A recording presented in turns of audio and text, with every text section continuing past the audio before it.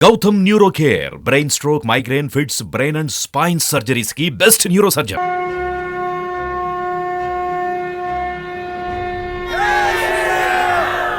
కేశవ పరాశరన్ ఇతను ఎవరో తెలుసా? స్వయంగా శ్రీరామచంద్రుల వారి న్యాయవాది.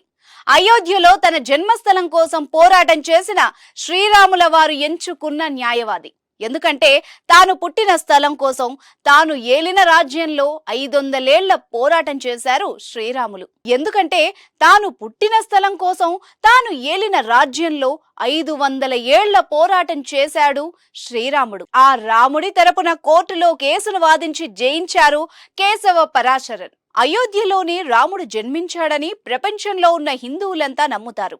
అలాంటి రామ జన్మభూమిని 1528లో నిర్మించిన బాబ్రీ మసీదు వివాదాస్పదంగా మార్చింది.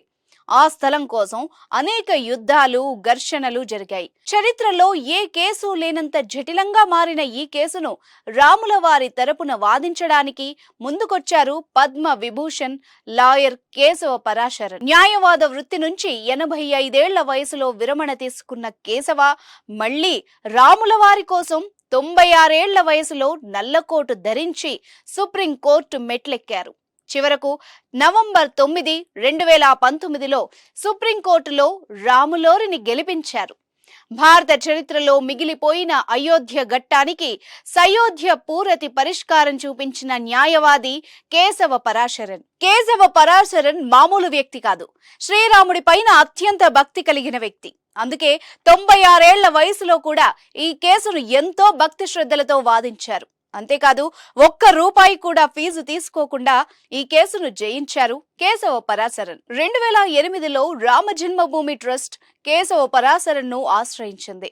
వాల్మీకి రామాయణ శ్లోకాలను రోజు పఠించే శ్రీరామ భక్తుడైన పరాశరన్ రామ జన్మభూమి ట్రస్ట్ విజ్ఞప్తిని తిరస్కరించలేకపోయారు. 5 శతాబ్దాల చరిత్ర ఉన్న ఈ కేసుకు ముగింపు పలికిన పరాశరన్ సుప్రీంకోర్టులో అలుపెరగని పోరాటం చేశారు. ఏకంగా 40 రోజుల పాటు వరుసగా రామ జన్మభూమి కేసును వాదించారు.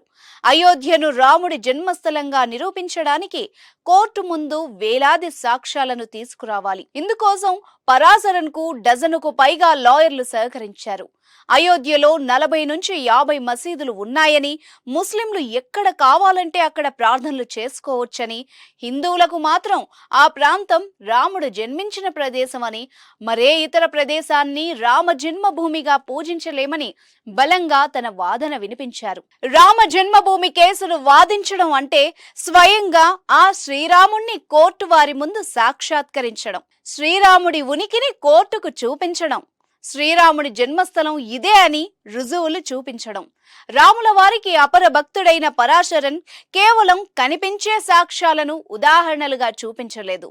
హిందువుల ఇతిహాసాల్లోని సాక్ష్యాలను కూడా కోర్టు ముందు పెట్టారు. న్యాయవాది మాత్రమే కాదు, రాములోరి భక్తుడు పరాశరన్. కోర్టులో రామ మందిరం గురించి వాదిస్తున్నప్పుడు పరాశరన్ అనేక హిందూ గ్రంథాలను, శ్లోకాలను కూడా సాధారణ ఉదాహరణల రూపంలో ఉపయోగించారు.